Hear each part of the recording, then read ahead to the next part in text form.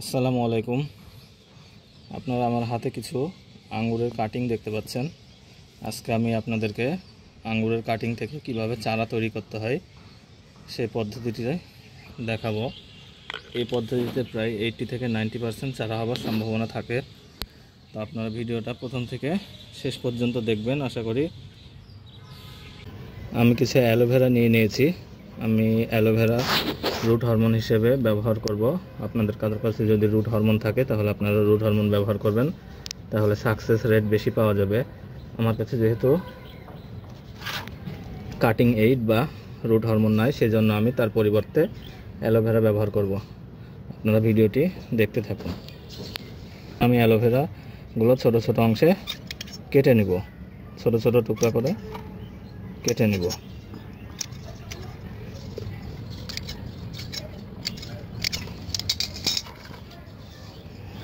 তো আমার অ্যালোভেরাগুলো কাটা হয়ে গেছে। এখন আমি একটা একটা করে আঙুরের ডালগুলো নিব এবং অ্যালোভেরার মধ্যে বসিয়ে দেবো। এইভাবে অ্যালোভেরার যে জেলিটা আছে সেটি রুট হরমোন হিসেবে কাজ করে এবং শিকড় গজাতে সাহায্য করবে। এইভাবে আমি সবগুলো আঙ্গুরের ডালে অ্যালোভেরা লাগিয়ে নিব।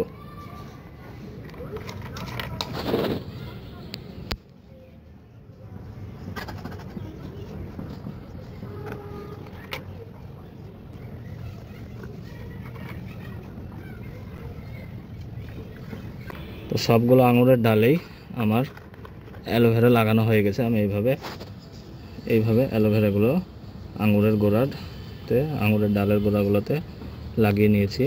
এখন আমি এই ডালগুলো বসানোর জন্য মিডিয়া প্রস্তুত করে নেব। এখানে আপনারা দেখতে পাচ্ছেন যে আমার কাছে টব ভর্তি মাটি আছে। এটা বাগানের নর্মাল মাটি, আমরা যেটা ব্যবহার করে থাকি। তো সরাসরি এই মাটির উপরে আমি ডালগুলো বসাবো না। এই মাটির উপরে এখন আমি কিছুটা বালি ব্যবহার করব। আপনারা নর্মাল বালি অথবা মোটা সিলেটের বালি যেটা, সেই বালিটা ব্যবহার করতে পারেন। তো আমি এখানে আমার কাছে যেহেতু নর্মাল বালি আছে, আমি সেটি ব্যবহার করছি।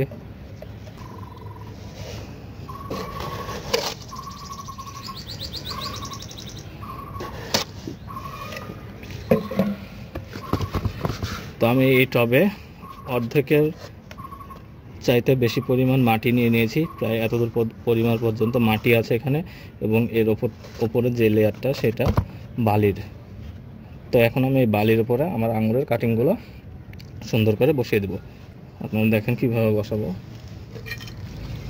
তো আমি এখানে একটা এভাবে গর্ত করে নিব, তারপরে এইভাবে অ্যালোভেরা সহ আঙুরের ডালগুলো বালির মধ্যে পুঁতে দেব।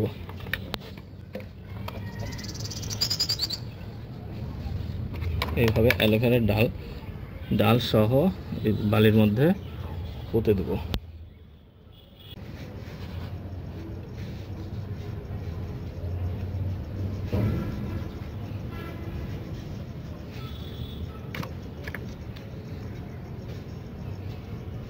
আপনারা দেখতে পাচ্ছেন প্রায় 2 ইঞ্চি পরিমাণ মতো মাটির ভেতরে আমি ডালগুলো পুঁতে দিচ্ছি এইভাবে।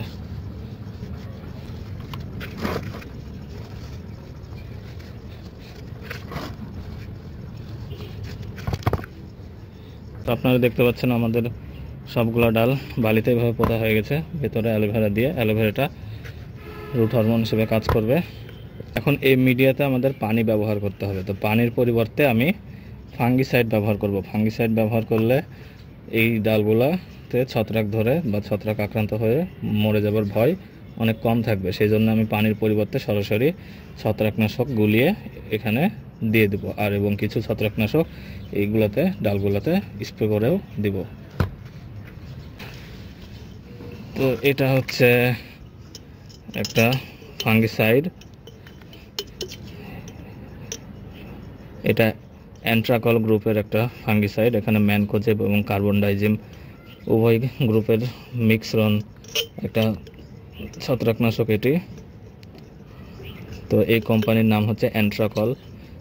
তো আমি এই ছত্রাকনাশকটা এখন ব্যবহার করব। আমি 1 লিটার পানিতে প্রায় 1 চামচের মতো পরিমাণ ব্যবহার করব। এখন আমি ছত্রাকনাশকটা তৈরি করে নিব। তো এটা হচ্ছে আমার স্প্রে বোতল।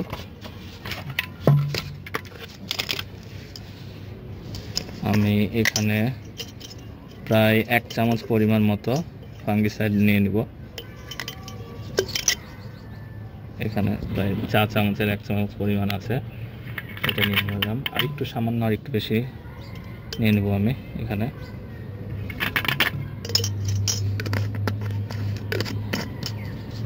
তারপরে এরপরে প্রায় আমি 1000 ml এর মতো পানি নিব এখানে। আমি এখানে পানি নিয়ে নিচ্ছি এখন।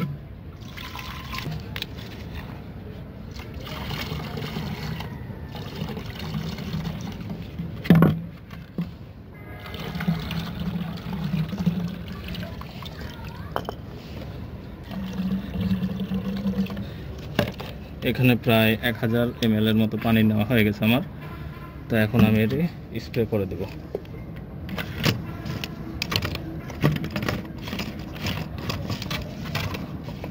ভালোভাবে ঝাঁকি দিয়ে নিব। প্রথমে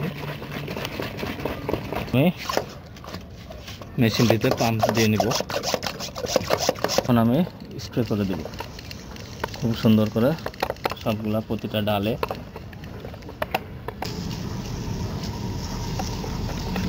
এখন আমি খুব ভালোভাবে ডালগুলোতে ফাঙ্গিসাইড স্প্রে করে দেব।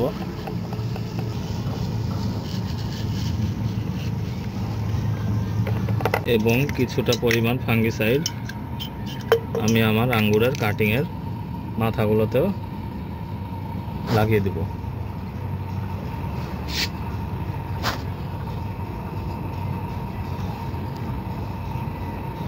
কাটা অংশগুলোতে কিছু পরিমাণ ফাঙ্গিসাইডের প্রলেপ দিয়ে দেব, যেন সহজে ফাঙ্গাস আক্রান্ত করতে না পারে ডালগুলোকে।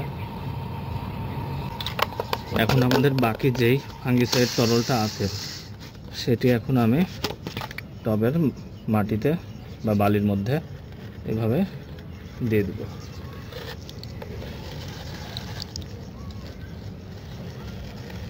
আমি সবগুলো পরিমাণই দিয়ে দেব।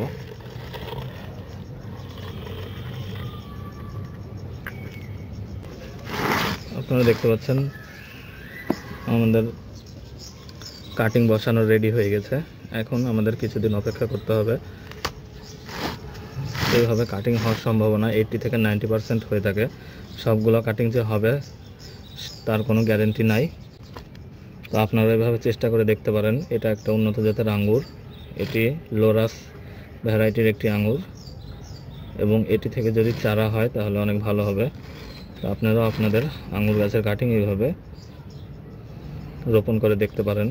এই পদ্ধতিতে আমি আগেও আঙ্গুরের কাটিং থেকে চারা তৈরি করার চেষ্টা করেছি এবং সাকসেস রেট আমার কাছে ভালোই ছিল। তো আপনারা এইভাবে চেষ্টা করে দেখতে পারেন, ইনশাল্লাহ আপনাদেরও ফলাফল ভালো আসতে পারে। আমি এভাবে কাটিং বসিয়ে আগেও চারা তৈরি করেছি। তো এর পরবর্তীতে ইনশাল্লাহ আবার এর চারাগুলোর আপডেট দেওয়ার চেষ্টা করব যদি চারা হয়ে থাকে। তো এখন এই অবস্থায় আমি আমার এই পাত্রটি একটা ঠান্ডা জায়গায় রেখে দেব, যেখানে সরাসরি সূর্যের তাপ পড়বে না কিন্তু আলো বাতাস যুক্ত থাকবে, এমন কোনো স্থানে আমি বড় কোনো গাছের নিচে বা কোনো ছায়া বা কোনো শেডের নিচে এটি রেখে দেবো। এখন আমি কোথায় রেখে দিচ্ছি, এটি ছাদের এক অংশ রেখে দেবো। এখন আপনারা দেখেন, এটি হচ্ছে আমার একটি জামরুল গাছ। তো জামরুল গাছের নিচে এখানে অধিকাংশ সময় ছায়া হয়ে থাকে। তো এই পাত্রটি এখন আমি এই জামরুল গাছের নিচে এক সাইডে রেখে দিলাম এইভাবে। এর পরবর্তীতে আমি পানি টানি কিছু ব্যবহার করব না। এখন কিছুদিন পরে দেখি কুশি বের হলে বা বালি যদি শুকিয়ে যায় একদম, তখন সামান্য পরিমাণ পানি ব্যবহার করব। এরপরে তো আপনাদেরকে আবার আপডেট দেওয়ার চেষ্টা করবো ইনশাল্লাহ। সবাই ভালো থাকেন। আসসালামু আলাইকুম।